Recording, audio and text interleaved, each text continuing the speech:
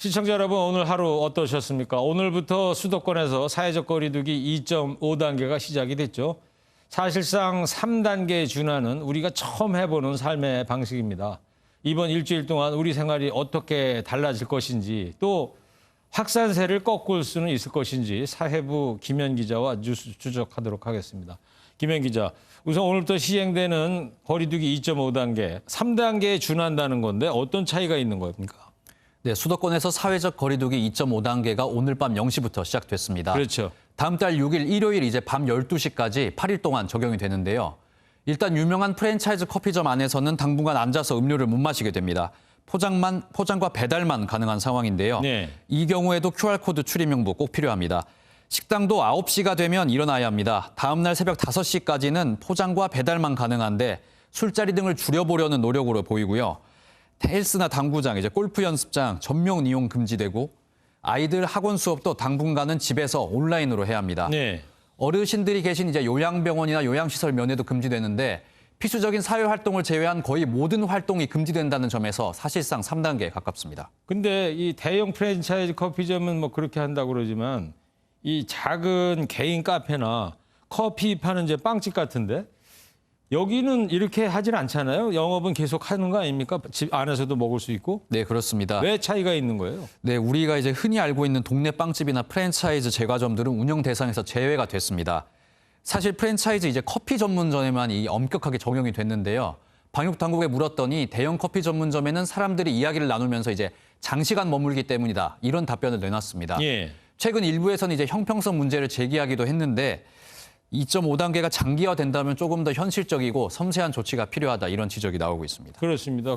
그러다 보니까 뭐 빵집 같은 데서도 여러 사람이 모여서 이야기하는 그런 풍경도 나오고 그랬었는데 그 서울시는 오늘 1000만 시민 멈춤 주간 이걸 선포했습니다. 어떤 내용이죠? 네, 서울시는 다음 주 일주일 동안 일상을 포기해달라 이런 강한 메시지를 보냈습니다. 우선 발표 내용 함께 보시겠습니다. 시민 여러분, 지금은 고통 분담의 시간입니다. 당장 오늘부터 일주일은 일상을 포기한다는 각오로 생활 방역에 철저를 기해 주시길 부탁드립니다. 서울시는 일반 술집 음식점뿐 아니라 포장마차 같은 모든 종류의 음식점에 대해서 집합금지 명령을 내렸습니다. 술집 대신에 이제 그런 곳들로 사람이 몰리는 풍선 효과를 막기 위해서인데요. 요가나 필라테스장도 발굴해서 이제 사각지대를 없애겠다 입장입니다. 네. 서울시는 오늘 밤부터 2천여 명의 인력을 투입해서 특별 단속을 실시할 예정입니다. 네. 뭐 오늘 밤부터 서울시뿐만이 아니고 경기도하고 인천시도 비슷한 조치들을 이제 시행을 할 것이라고 보고 그렇습니다. 그리고 이제 서울시 이야기 듣다 보니까 일주일간 일상을 포기해달라.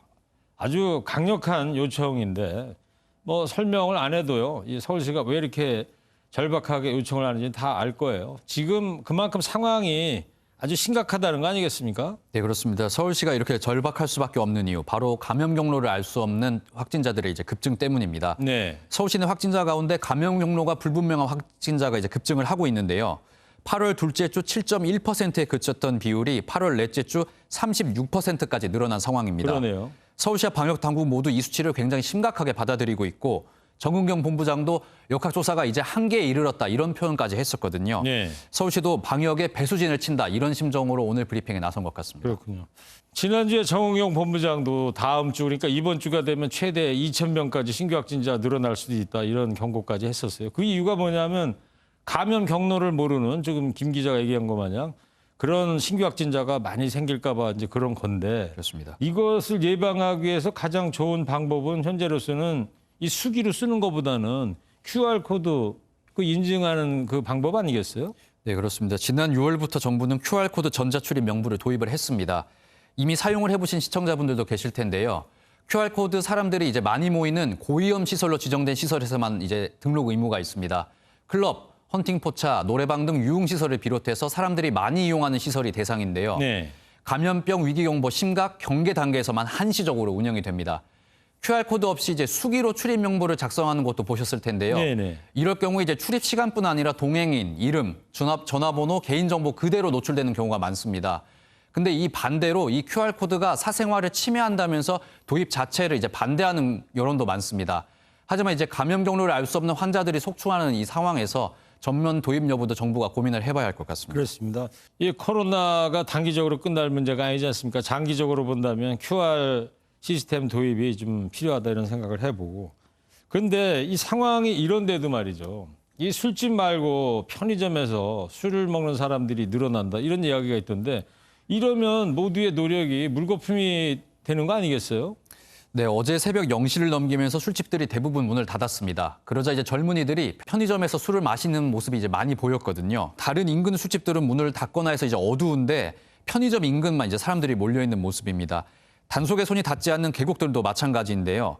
2m 이상 거리 두기는커녕 대부분 다닥다닥 붙어서 음식을 나눠 먹거나 하는 모습을 볼 수 있었습니다. 네. 감염병 전문가들은 계곡 등 이제 야외더라도 제한된 공간에서 밀접한 접촉이 계속 이뤄지면 감염 위험이 커진다 이렇게 경고를 하고 있거든요. 네. 마지막까지 방역에 동참을 해주셔야 할 것 같습니다.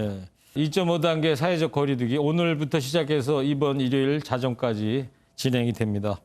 내일부터 또 일상이 시작이 되는데요. 이번 한 주 동안 자발적인 동참이 필요한 시점인 것 같습니다. 지금까지 뉴스 추적 김현 기자였습니다.